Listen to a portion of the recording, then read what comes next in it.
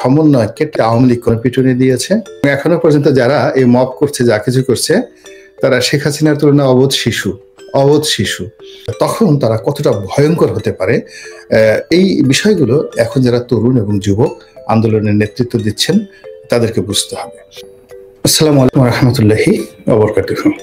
সম্মানিত দর্শক, গাজীপুরে সেই ঘটনা, এটি যে কোন জায়গাতে গিয়ে শেষ হয়, কোন পক্ষ বিজয়ী হয় আর কোন পক্ষ এখানে পরাজিত হয়, সেই জিনিসগুলো এখনো পর্যন্ত বলা যাচ্ছে না। তবে পুরো ঢাকা শহর থমথমে এবং রাস্তাঘাটে ভিড় নেই বললেই চলে, এবং সর্বত্রই এটা কানাঘুষে এবং সামাজিক মাধ্যমগুলোতে পক্ষে এবং বিপক্ষে প্রচুর তর্ক এবং বিতর্ক হচ্ছে। সারা দেশে যেভাবে আওয়ামী লীগের বিরুদ্ধে অপারেশন চালানো হচ্ছে, সেই অপারেশনগুলো সফলতা পাবে না, এটি স্বাভাবিক বিষয়।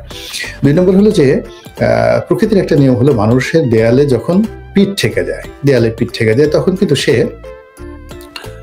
যাকে বলে রুখে দাঁড়ায়। এমনকি আপনি একটা পিঁপড়া দেখবেন, একটা পিঁপড়া আপনি তাকে কামড় পাড়া দিতে যান, ও একটা সময় যখন বুঝে যায় যে সে মরে যাবে, তখন সে তার সর্বশক্তি দিয়ে আপনাকে কামড়ে ধরে। এবং আপনি যদি তাকে পিঁপড়াটা ছাড়াতে চান, আপনাকে এমনভাবে কামড়ে ধরবে যে ওর মস্তক মুন্ডু, ওখানে মুন্ডু থেকে শরীর আলাদা করে ফেলবেন, তবুও সে কামড় ছাড়বে না। তো একটা পিঁপড়া যদি এতটা জেদি হয়ে যেতে পারে, তাহলে আশরাফুল মখলুকাত মানুষ, তাদের মধ্যে যখন জিদ আসে, তাদের মধ্যে যখন অপমান আসে, তখন তারা কতটা ভয়ঙ্কর হতে পারে, এই বিষয়গুলো এখন যারা তরুণ এবং যুবক আন্দোলনের নেতৃত্ব দিচ্ছেন তাদেরকে বুঝতে হবে।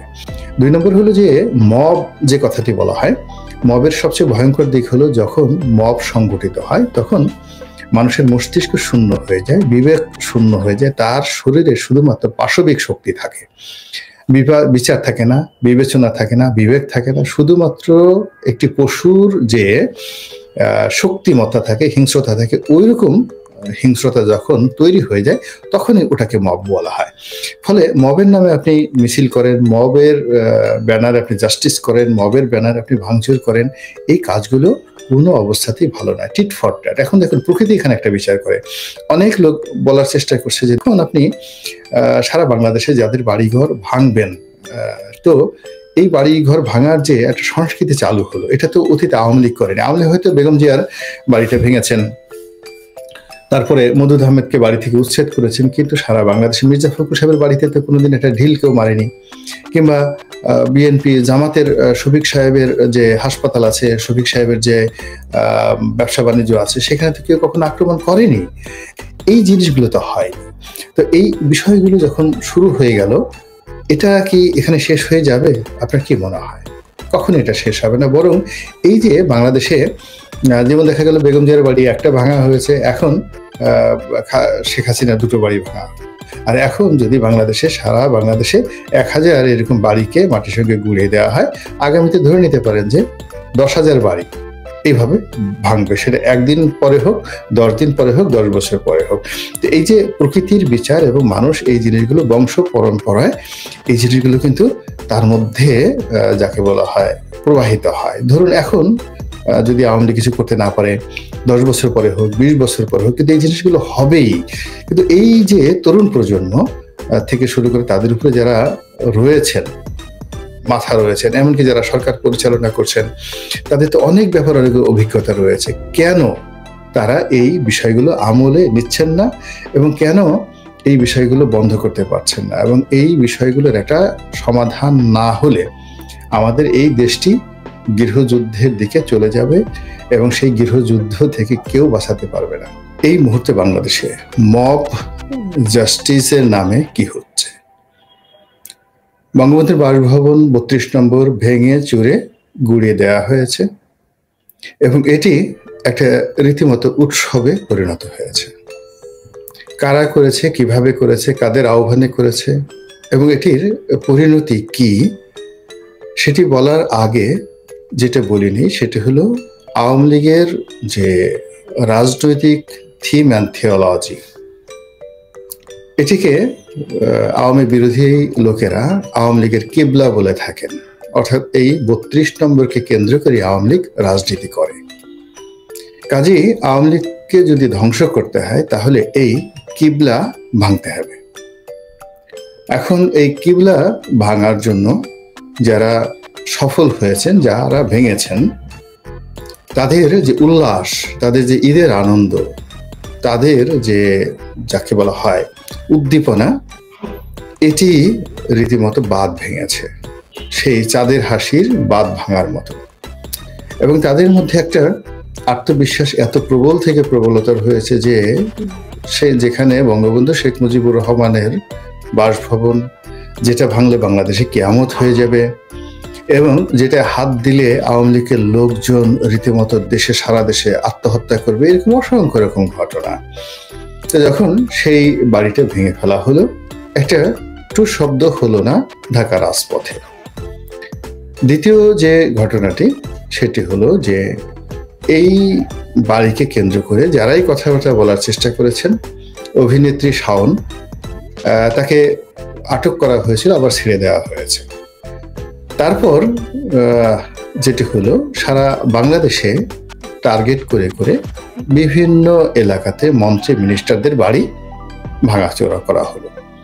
যেমন পিরোজপুরে সমরেজল করিম নামক একজন মন্ত্রী ছিলেন, নিপাট ভদ্রলোক। তার এলাকাতে তিনি কি করেছেন না করেছেন, বাট আমরা ঢাকা শহরে তাকে একজন সজ্জন ভদ্রলোক হিসেবে জানি, যদিও তিনি এখন অজ্ঞাত স্থানে রয়েছেন।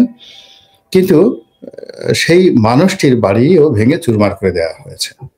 আমির হোসেন আমুর বাড়িতে আক্রমণ চালানো হয়েছে, এমনকি তুফাইল আহমেদের বাড়িতে অগ্নিসংযোগ করা হয়েছে।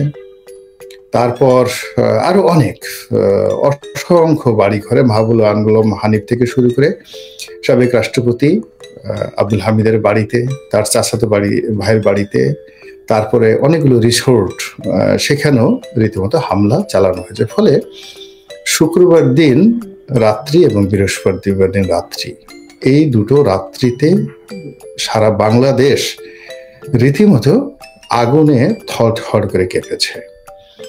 আর সেই আগুনে একটা বিশেষ পক্ষ বা বিশেষ গোষ্ঠী ভীষণ রকম উল্লাস নৃত্য করেছে, আর অপর পক্ষটি কেউ রাগে, ক্ষোভে, ক্রোধে, যাকে বলা হয় জিঘাংসায়, তারপরে সে প্রতিশোধ স্পৃহায়, আবার অনেকে ভয়ে থরথর করে কেঁপেছেন।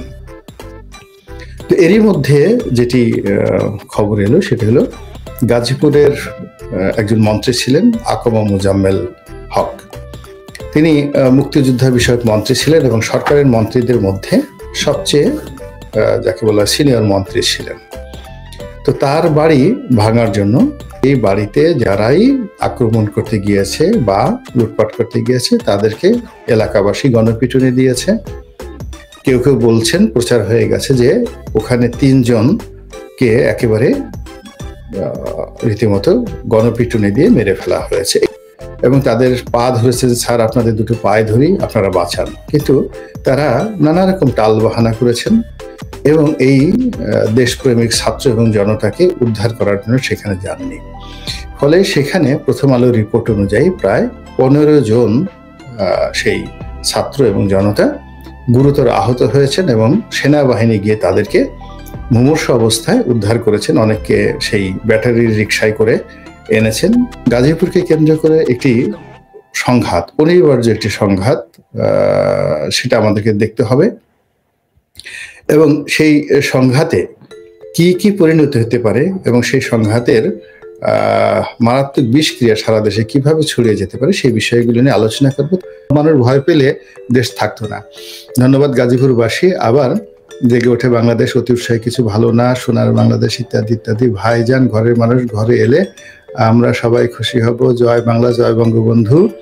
মানে সবাই বেশি পিটিয়ে আহত করেছে কেন, ঈদ মোবারক, সোনার বাংলা সবাই। আচ্ছা, যেটা মনে হলো যে আমার এখানে যারা আসছেন এই অনুষ্ঠানটা দেখার জন্য তারা প্রায় সবাই আওয়ামী লীগের লোকজন আছেন, আর আওয়ামী লীগের লোকজন এই ঘটনায় ভীষণ রকম উজ্জীবিত এবং ভীষণ রকম খুশি।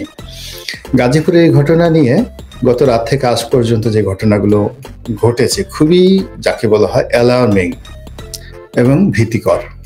প্রথম অবস্থা হলো, পুলিশের সাবেক আইজি বেনজির একটি বিবৃতি দিয়েছেন এবং সেটি আবার পুলিশ অ্যাসোসিয়েশন প্রতিবাদ করেছেন এবং সেটি বলেছেন যে এই ধরনের বক্তব্য দেওয়া বেনজিরের জন্য রাষ্ট্রদ্রোহ। কিন্তু তিনি তো নিরাপদ দূরত্বে রয়েছেন। তিনি যেটা বলেছেন যে পুলিশে শতকরা 90% লোক আওয়ামী লীগের, তাদের সঙ্গে ডক্টর বেনজির এবং অন্যান্য যারা পালিয়ে আছেন কমান্ডিং অফিসার, যারা এই গত 15 বছর ধরে পুলিশ বাহিনীকে নিয়ন্ত্রণ করেছেন, এমনকি যারা জেলখানাতে রয়েছেন, ওনার কথায় যা বোঝা গেল, পুলিশের যারা সাবেক 2জন আইজি, তাদের সঙ্গে পুলিশের বিভিন্ন স্তরের কর্মকর্তাদের নিয়মিত যোগাযোগ রয়েছে।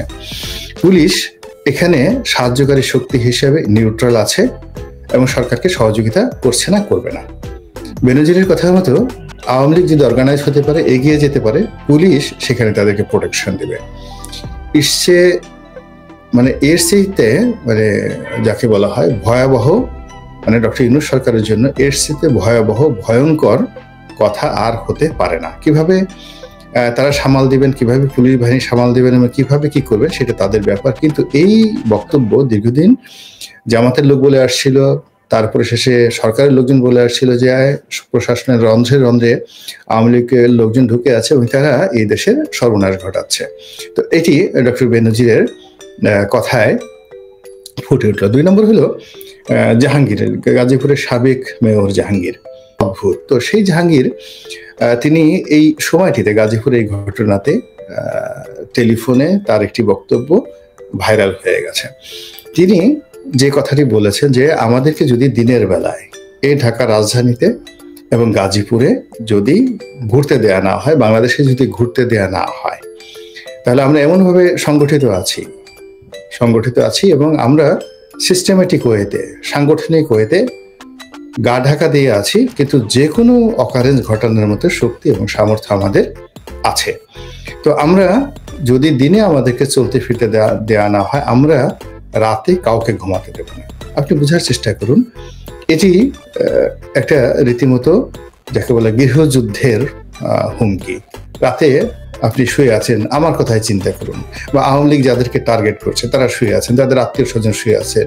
তো সেখানে গিয়ে দেখা গেল আগুন লাগিয়ে দিল, গান পাউডার দিয়ে আগুন লাগিয়ে দিল, পেট্রোল ঢেলে আগুন লাগিয়ে দেওয়া হলো। এটা তো জাস্ট জাহাঙ্গীরের কথা মতো তাদের জন্য ভাত মাছের বিষয়। এবং বেনজিরের কথা মতো এখানে যদি পুলিশ সাহায্য করে, তাহলে আলটিমেটলি এখন যারা বড় বড় কথাবার্তা বলছেন, এই পুরো পরিস্থিতি উল্টে যেতে 24 ঘন্টা সময় লাগবে না। কি হচ্ছে, বরিশাল, পটুয়াখালী, তারপর ভোলা, পিরোজপুর, ঝালকাঠি, শরীয়তপুর, মাদারীপুর, গোপালগঞ্জ, ফরিদপুর, এই এলাকাগুলোতে আওয়ামী লীগের যে জনপ্রিয়তা বা প্রাধান্য রয়েছে, এবং এখানে এখনো পর্যন্ত মাঠে ঘাটে কিন্তু আওয়ামী লীগের সব নেতাকর্মীরা পালায়নি, এবং ওখানে বিএনপির সঙ্গে মূল শক্তি হলো বিএনপি। তো বিএনপির সঙ্গে সেখানে আওয়ামী লীগের সম্পর্ক কিন্তু ভালো সম্পর্ক। তো তারা যদি এই কয়টি এলাকাতে কেবলমাত্র জামাতকে এবং সমন্বয়ককে টার্গেট করে, যেখানে যেখানে তাদের শক্তিমত্তা রয়েছে দিনে এবং রাতে, এবং আস্তে আস্তে কি হচ্ছে যে একজন আর একজনের বিরুদ্ধে চাণক্য নীতির মতো লাগিয়ে দিয়ে, অর্থাৎ প্রথমে যদি তারা দেখা গেল যে সমন্বয়কদের ব্যাপারে এখন অনেকের দুর্বলতা আছে, তো তারা যদি প্রথমে জামাতকে টার্গেট করে, তারপরে সমন্বয়কদেরকে টার্গেট করে, তারপর ধীরে ধীরে নিজেদের শক্তিমত্তা বৃদ্ধি করে এবং অন্যান্য এলাকাতে যায়, এবং সবার শেষে যদি তারা রাজধানীতে আসে, তাহলে সেই পরিস্থিতি কতটা জটিল হতে পারে। ফলে এখন যে ঘটনাগুলো ঘটেছে, এই ঘটনাগুলোর ইমিডিয়েটলি সরকারের পক্ষ থেকে এগুলোর যাকে বলা হয় নিয়ন্ত্রণ তাদের করতে হবে। নিয়ন্ত্রণ যদি তারা করতে না পারে, তাদেরকে পদত্যাগ করতে হবে, তাদেরকে চলে যেতে হবে। আদারওয়াইজ তারা একটা সময়, কিন্তু বেশ কয়েকজন লোক বলছেন যে, কাদের সিদ্দিকী সাহেব বলেছেন যে শেখ হাসিনার যে পরিণতি হয়েছে তার সাথে আরো অনেক জঘন্য পরিণতি হবে ডক্টর মোহাম্মদ ইউনূসের। আমি তার এই বক্তব্য ঠিক ওইভাবে না বলে আমি বলছি যে ডক্টর মোহাম্মদ ইউনূস যদি সতর্ক না হন এবং তিনি যদি কার্যকর ব্যবস্থা নিতে না পারেন, তাহলে কাদের সিদ্দিকীর যে আশঙ্কা সেটি বাস্তবে রূপান্তরিত বা পরিণত হতে পারে। এখানে মূল ব্যাপার হলো যে বাবা, আপনি পারবেন না একটা জিনিস। আপনাকে যদি একজন ইউটিউবারের কথা শুনতে হয়, একজন ফেসবুকারের কথা শুনতে হয়, একজন আপনার নাতির বয়সী ছেলের হুমকিতে যদি আপনার হাঁটু কাঁপে, আপনি ওই সিংহাসনে কিভাবে বসে থাকবেন বলেন? এটা তো ঠিক না। আপনার কথা যদি আইজি সাহেব না শুনে, আপনার কথা যদি সেনাপ্রধান না শুনে, আপনার কথা যদি এসপি সাহেব মুভ না করে, আপনার কথা যদি একটা থানা না চলে, তাহলে শুধু শুধু ওখানে বসে থেকে আপনি কেন আপনার সারা জীবনের অর্জন নষ্ট করতে যাচ্ছেন? এই গেল একটা বিষয়। ২ নম্বর হলো যে এখানে যারা সমন্বয়ক রয়েছেন তাদের মধ্যে এখন অনেকগুলো গ্রুপ হয়ে গেছে। সরকারের একটা গ্রুপ আছে, বাইরে নতুন রাজনৈতিক দল যারা করতে চাচ্ছেন তাদের একটা গ্রুপ আছে, রাজনীতি করতে চান না তাদের একটা গ্রুপ আছে, আবার সমন্বয়কদের মধ্যে জামাতের একটা গ্রুপ আছে, কেউ কেউ বলেন যে হিজবুত তাহরিরেরও এখানে একটা গ্রুপ রয়েছে। সব মিলিয়ে সমন্বয়কদের মধ্যে যে একটা সেন্ট্রাল কমান্ড আছে বা তাদের সার্জিসের কথা মতো সারা বাংলাদেশের সমন্বয়করা চলে, এটা আমার কাছে মনে হচ্ছে না। সেখানেও তাদের বেশ কিছু সমস্যা রয়েছে। তো এতগুলো সমস্যা নিয়ে যেখানে পুলিশ বাহিনী থেকে শুরু করে কোনো বাহিনী ঠিক মতো অ্যাক্ট করছে না, সেখানে আপনি